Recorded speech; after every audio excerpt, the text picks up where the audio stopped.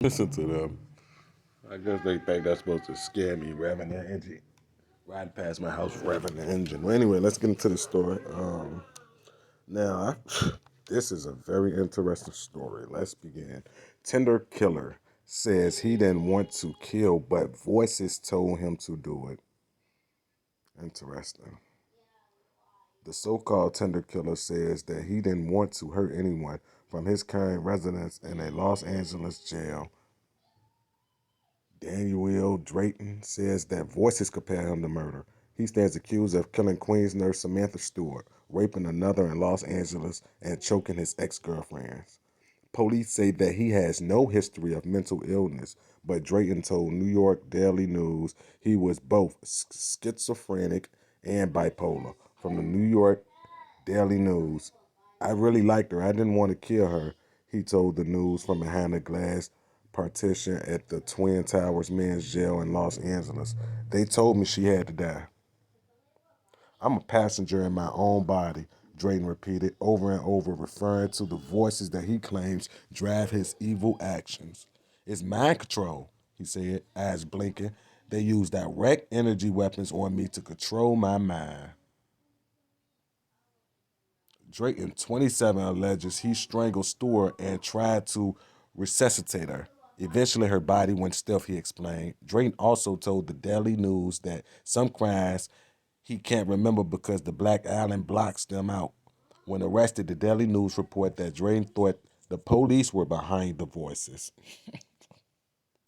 I'm not laughing at this situation. I'm just laughing how the media throw this out there, but what they're really doing is covering law enforcement as like they don't think that this technology exists. They know that it does, and yet they didn't. They're not speaking on that. They're not even looking at it from this standpoint. So they're basically trying to play onto him, trying to say that he has a mental illness, which they already said that he don't have. But let's go on. His ex-girlfriend, who he is accused of assaulting, told the Daily News in a separate interview that she thought he was a nice guy and that he was using insanity to excuse his actions. Zania Barney, the woman Drayton is accused of choking, says he had a big vocabulary and a talent for fixing cars. They had a 6-month relationship that was going fine until she caught him talking to another woman, and attempted to break things off. Honeypot. Then, that's when it took a turn. He just hopped across into my car, both knees on my knees, and started strangling me. Everything happened so fast. Not taking up for those actions. I do not condone and none of these things this lady is alleging or accusing this guy of doing. I'm not excusing that. That is unacceptable. He was choking me, saying, fucking bitch. I'm going to kill you. I'm going to kill you. I'm going to kill you. No, no, I told you.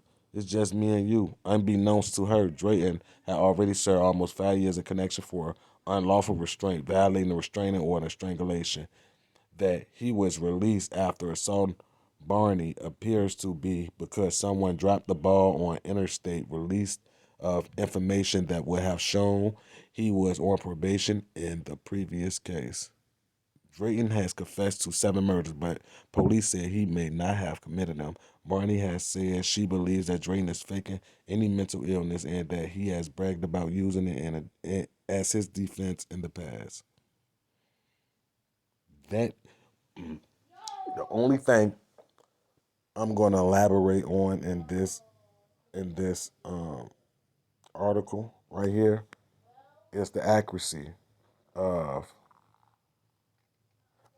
I'm a passenger in my own body. Drayden repeated over and over, referring to the voices that he claims drive his evil actions. It's mind control, he said, eyes blinking. Why are they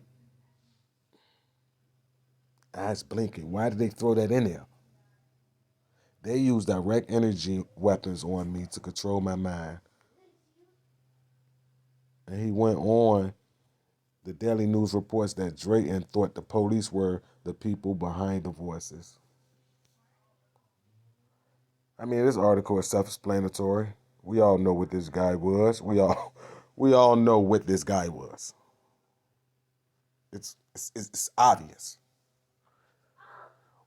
But the thing to this though is how the news is so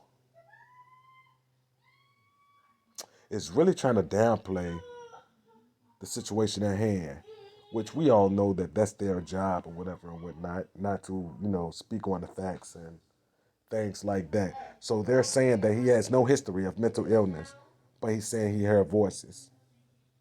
And also try to discredit him on saying that he don't really hear voices because he's just trying to use that as a sanity cop out.